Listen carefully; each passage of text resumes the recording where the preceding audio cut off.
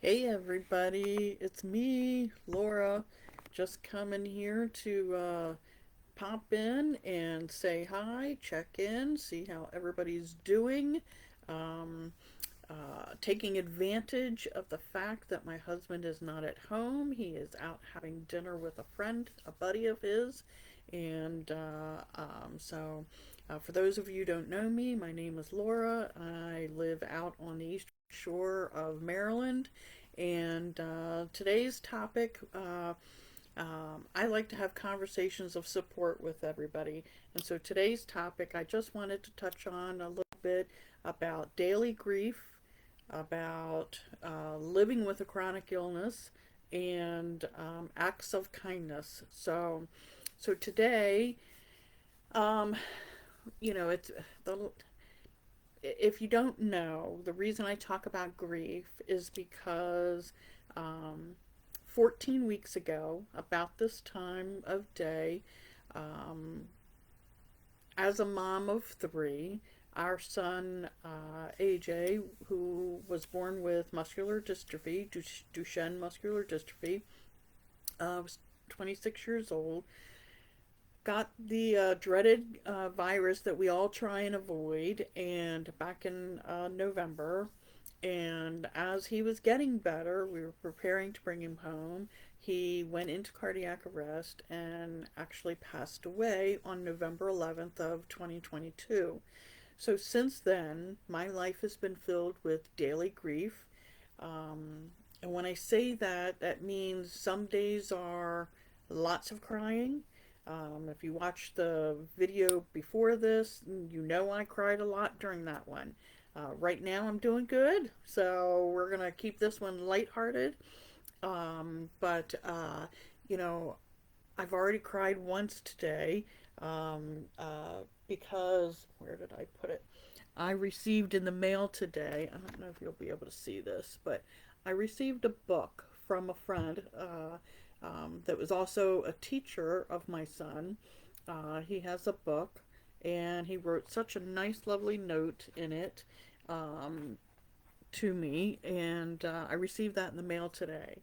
Well, that brought up all the emotions because somebody cared about us, cared about me, cared about AJ, that took the time to um, do this act of kindness to me so that I can have something to rely on. And oh, yay, Mr. Tipton, I'm so glad you're here. You know that I totally understand everything that you go through. I know, and you're right, grief and anger do kind of go hand in hand. I've had my good days and my bad days, and it, it um, it's okay to know that we're sad or we're mad or that we just don't have the energy, that we're depressed, that we just don't have the energy to do anything. But what I don't allow myself to do, and some days it's harder to do this than others, is to get the energy to put my clothes on, because I am notorious for staying in my jammies all day. I could do lots of Zoom calls, put a sweater on over top my jammies, and hopefully nobody really knows. But it's been a challenge. So bought some more tissues today because I was running low at home. Um, you know, our lives changed dramatically because our son was confined to bed, couldn't get out, do anything for the last year. So really, the last time he left this house was in an ambulance to go to the hospital, and then he never came home again.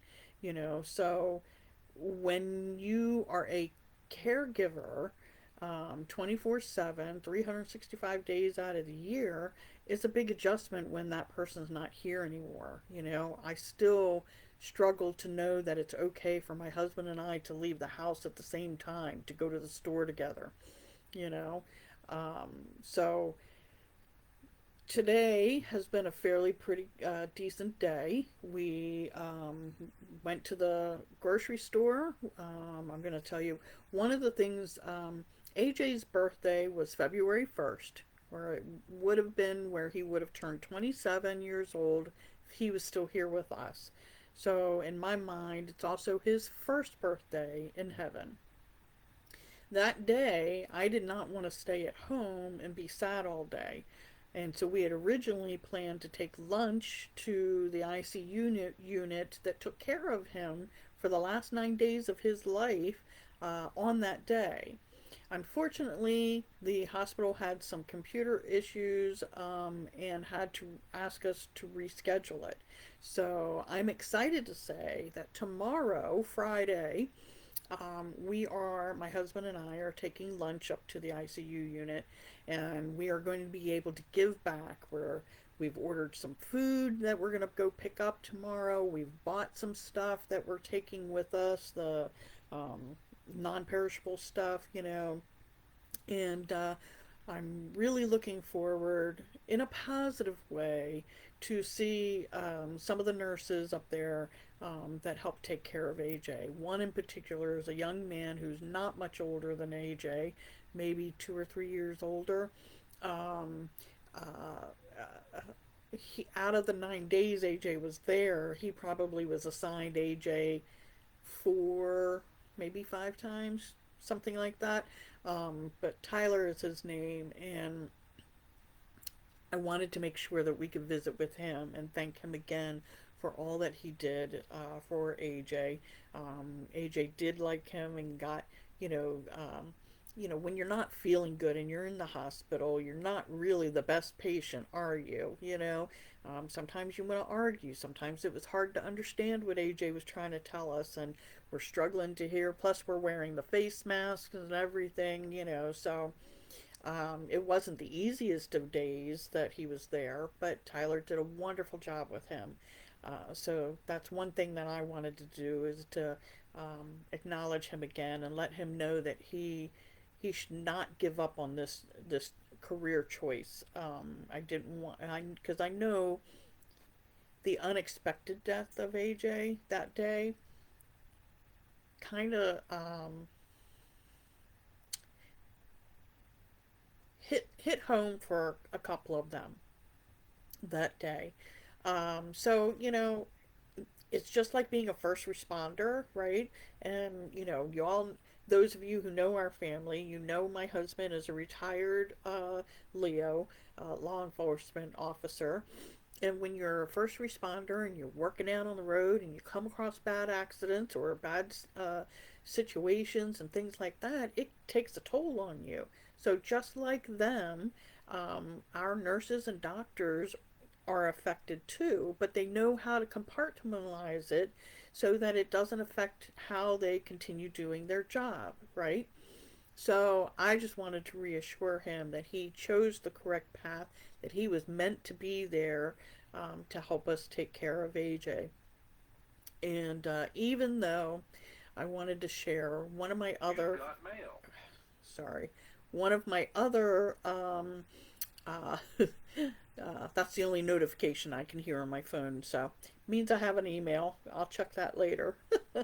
But one of my other friends here on Facebook, she lost her son to addiction, to an overdose, and uh, I recently remembered and saw through a comment of hers that, sometimes when we pray and we don't think God hears us or we don't think God's answering us, well, as she put it, God answered her son's prayers, but not hers the way she wanted her prayer to be answered. In the same way, that is what happened with us. God answered AJ's prayer um, to feel better. God answered his prayer and said, your room in the big mansion in the sky is ready and check-in time is now. And so, 14 weeks ago, it'll be 14 weeks tomorrow on a Friday evening around 5:30 in the evening when he went into cardiac arrest. And 14 weeks is 3.5 months.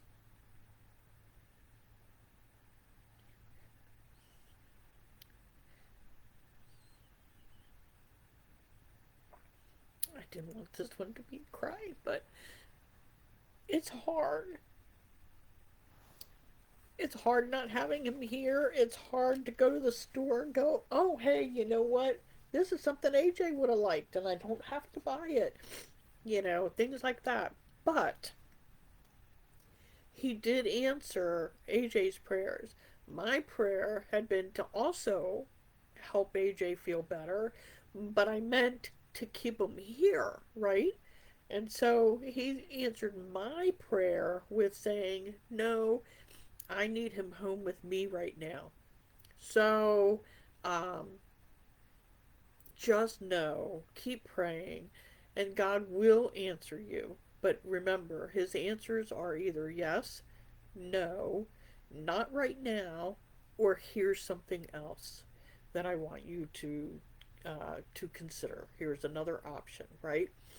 So I have to remind myself that he did answer AJ's prayers because I know AJ was praying about it. Um, and I know a lot of us struggle and sometimes say, please take us, and God's not saying it's time yet, He's got reasons for it. He wants us to be here, to support one another, to encourage one another, right? And so I also wanted to talk about what it means to live with a chronic illness. AJ's Duchenne muscular dystrophy, he was born with that, but we didn't know he had it until he was about 6 years old. I too live with a chronic illness called chronic kidney disease. I'm actually at stage 5, which is like, there's no more numbers after this. You can be in stage 0 to 1, um, or 1 to 2, and 3 to 4, and then stage 5 or end stage.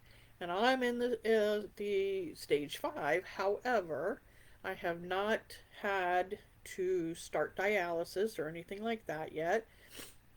So I just had a telemed appointment today, this afternoon, with my wonderful, love my kidney doctor. She is awesome, but she is back in Harford County. So I am in the process of trying to find a new kidney doctor out here on the Eastern Shore, in case I need to see somebody in person. But it's tough to live with a chronic disease, right?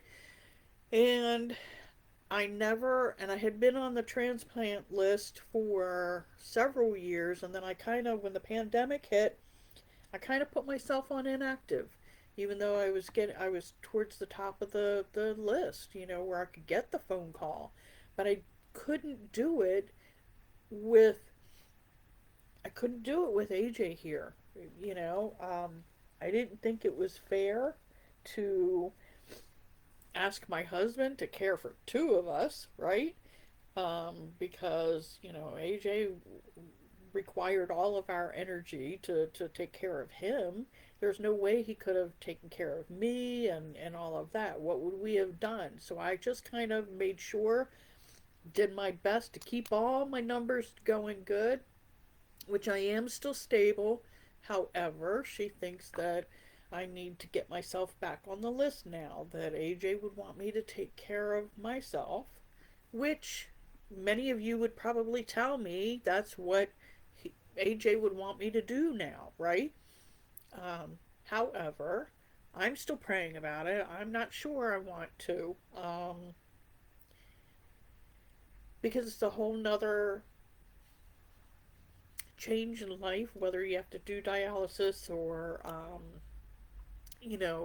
having a transplant. And I know one of my friends here has had one, a liver transplant and all of that. It takes a lot, of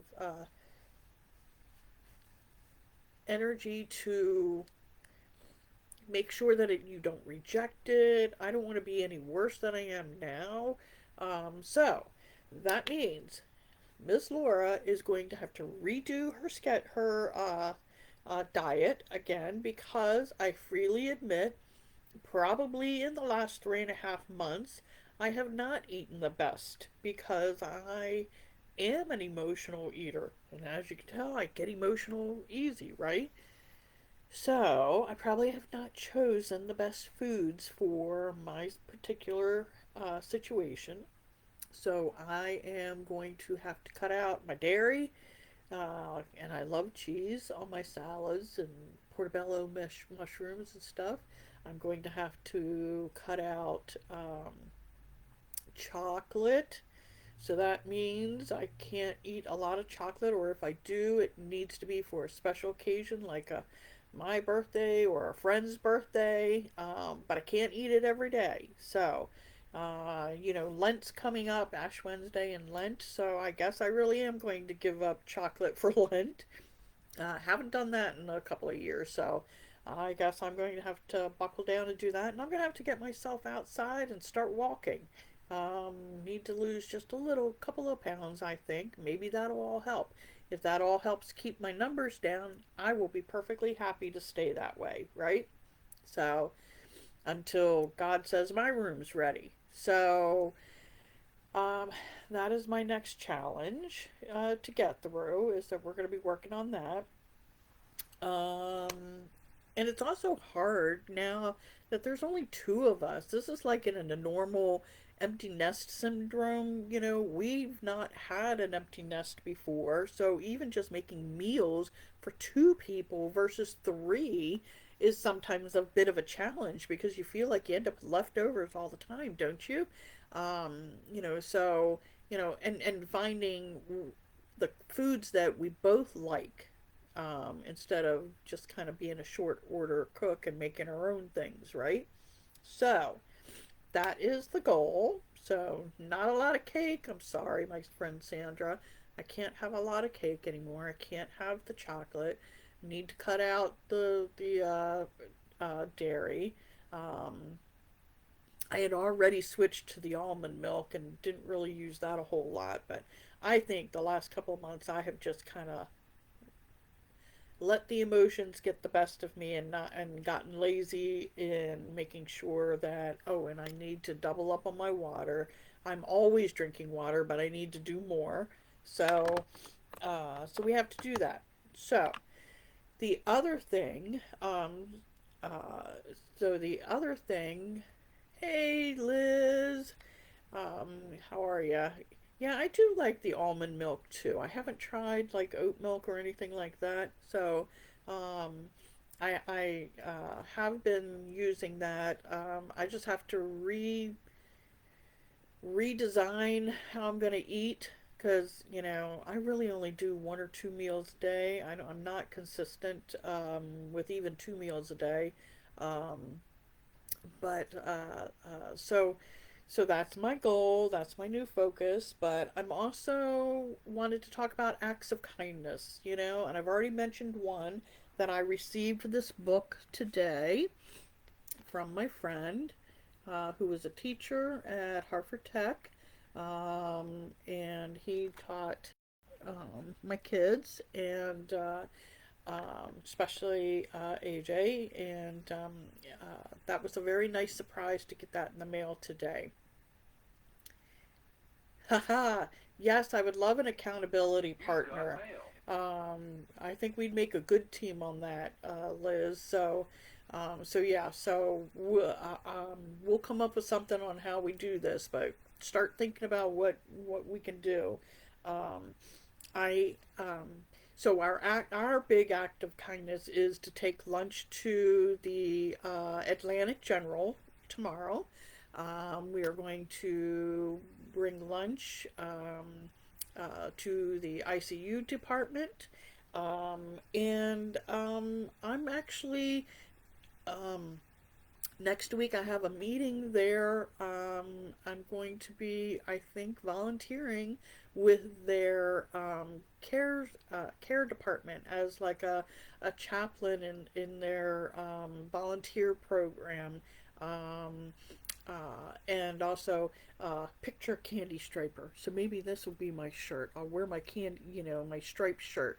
But like when do you remember back in the old I can't say it the old days, the old image, the stereotypical, young person who would be pushing the cart that might have some books on it or some puzzles and things like that on there. Well, they're implementing something like that for at the hospital. So that'll also be something that I'll do, and I'll go and chat with some of the patients. And as they said, not everybody has family. Not everybody has somebody to come visit them at the hospital. And uh, especially in a time when it might be the extreme situation, like when someone's passing, or close to passing.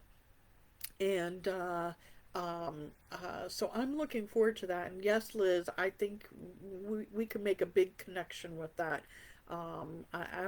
We'll catch up after my meeting Tuesday, when I know more about it and everything like that, and how they get their items for the cart and stuff like that. But yeah, I'm excited about it. I mean, you all know I like conversations. You know I'm supportive and I love to encourage people. You're fine. This I prefer to actually interact like this, but usually nobody ever comments, So, so you're fine. And I'm just it's a new platform because I'm doing it on the laptop, and so finding where the comments are and all that versus on the phone when you're doing a live through that, it's a little bit of a challenge. But I'm hoping, and one of my goals, personal goals this year, is to get more into this again. I started out doing this like 2 years ago, and I kind of let life get in the way and didn't get into it. So one of my goals is to get back in, and try and just have little chats every now and then. And so if you guys have, we don't have to always talk about grief, but if there's some right now, grief is a big part of my life and how to navigate that. So like one of my next books that I'm working on, there you go, is I got always got to figure out where the camera is. So this one talks about how to interact and with those in that hospital type environment and everything. And so I'm hoping to make this a community for us, where we can get together. This is not about, you know, I'm not selling anything. I'm not asking you to do anything other than be my friend. And one of the things that I always wished AJ had more of, he had a few great friends, but he didn't have a big connection with the outside world.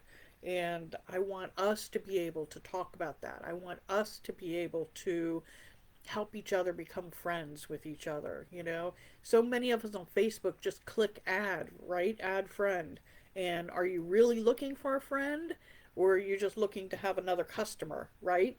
So what we're going to do is, I love getting to know new people. And Liz, you're one of those that I thoroughly enjoyed, that we might not necessarily have connected when we were back in Harford County together. Mr. Tipton, I know from Harford Tech. He was awesome with AJ. AJ's inclusion helper was Mr. Neal. Mr. Neal has since passed, so I know they're up there together causing havoc up there. I'm sure AJ is supervising something. And did you really? Yeah. Um, uh, um, so whenever Mr. Neal could not help AJ in school, Mr. Tipton was there to help him. So they had a good bond too. They bantered back and forth. So, Mr. Tipton, I don't know if you're still on here or not, but that is one of the biggest things that I miss about having AJ here, is our banter. I never truly appreciated that argumentative uh, spirit of his, you know, even though we did argue a lot uh, during the 9 days that he was in the hospital, but so I don't know. I know you can always wish to rewind the button, right? But can't do that. Um, so yeah, so I know I have a ton, and I have a ton that follow, which is perfectly fine. I'm an open book. See what I did there? Um, I'm an open book with, sharing. I have never been one to not be willing to be vulnerable with you all, not to, I don't share all the happy stuff all the time. So it's not a, like you said, it's a, you get a true picture of me. You get the good days that I have, and you get the bad days that I have. And I hope my goal is that if I share my story, somebody else is struggling with something in this area will realize they're not alone too. And I got to practice my dad jokes, where I guess for me, if I say them, they're mom jokes. But um, one of the things that AJ and Jim, who is my husband, would tolerate from me is some of my friends here, Mike and Jan, they always post the dad jokes, that are out there. And I would go and I would act like I'm having a serious conversation. I'd tell the joke to the boys, and then they would just go, oh, roll their eyes at me and go, oh, mom. So when he was in the hospital, one of the evenings he was not sleep, or no, he was. I think that was the night he was actually intubated, so he wasn't able to. He wasn't very coherent because they had him sedated, but when people are sedated like that, they can still hear you. So I had asked all of you, my friends here on Facebook, to send me your dad jokes, and you did. And I read them all to AJ, so he got to hear them. And then when he was more awake and being fussy, I would just tease him and say, do you want me to start reading the dad jokes? You know? And I have to go through all the stuff that people have sent since AJ passed. But a friend did send me like a little box of dad jokes, so I need to get them out. Maybe we'll incorporate that, a dad joke a day, um, or a mom joke, whatever. What should we call it? An AJ joke a day. I don't know. Help me with some ideas with that, and then so uh, we're a team effort here. I don't do life by myself, right? I choose to embrace those around me and bring you into my life. You don't have to be in my life. You want to keep on scrolling and go, oh, Lordy, she's just chatting away and, rambling again. You can scroll on by. It's not going to hurt my feelings, right? Um, I just thought I hadn't, it had been a few days. Honestly, I can't even keep track of the days now. Um, since I did that first live and really kind of talked to y'all before, for the first time since AJ had passed. And I know that when I was most emotional about, but um, I'm learning little things every day about how to get through it. And a lot of the times, like, hubby doesn't see me cry all the time. Um, uh, but yet, when I got that book in the mail today, I was like, open the floodgates, right? And then I didn't say anything. He just came over, he looked at it, he got a little teary eyed, and that was it. That's all we did, right? So, and no, I haven't gotten all my thank you cards done yet. That's a whole nother task that I have to do. But I'm just trying to get back into things, and um, I'm finding that staying a little bit busy, making myself have to get up and get out, is what I have to do to keep myself moving forward. You know, um, but uh, I'm taking advantage of the fact that hubby's not home right now. He probably won't be home for another maybe 45 minutes, hour. I don't know. But anyway, I always joked I never liked doing live. Some of you couple friends who do lives together, you're funny, you're awesome, you're great. But in my family, they tend to like to tease me about doing the live, so I choose to do it when they're not around. So we'll have to see. It might be a once a week thing whenever he goes out to dinner. So anyway, I'm going to stop rambling tonight. I thank you for being on this journey with me, both with grief, both with my chronic kidney disease. I'll keep you posted on how the diet change goes and all of that. I will be posting pictures tomorrow after the we do the luncheon, so I can share that with everybody. So I just hope everybody takes a moment to be okay with whatever feeling you're having today, whether it's the happy feelings, the, smile, all of that, or you're having a rough day. Just know that it's one day out of your life and that tomorrow is a new day and we start all over again. But we don't have to do this by ourselves. So, anyway, I love y'all. I hope you have a blessed day. I hope you have a good rest of your evening. And I'm going to go enjoy some quiet time for me. Maybe I'll go sit in AJ's room and talk to him a little bit. Um, but uh, but I'll be back. Okay, we're going to have more of these conversations of support chats. Okay, so have a great evening, and I will talk to you soon. Okay, bye.